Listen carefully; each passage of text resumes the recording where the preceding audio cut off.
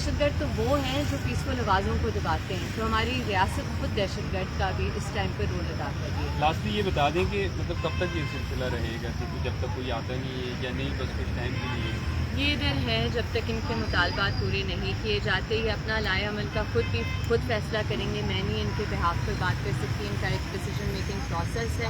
لیکن میری آپ کے اس چینل کے توسط سے میری ریکویسٹ ہے ریاست سے کہ ریاست نظر ثانی کرے اس پالیسی پر۔ اس پالیسی سے یہ ملک تباہ ہو جائے گا، یہ لوگ نہیں بھولیں گے جو آپ نے ان کے ساتھ 2023 میں کیا، جو آپ نے آج ان کے ساتھ کیا۔ اس ملک کو پلیز رہنے دیں، اس ملک کی انٹیگریٹی کو رہنے دیں، آ کر ان کی بات سنیں اور ان کے مطالبات پر عمل درآمد کریں۔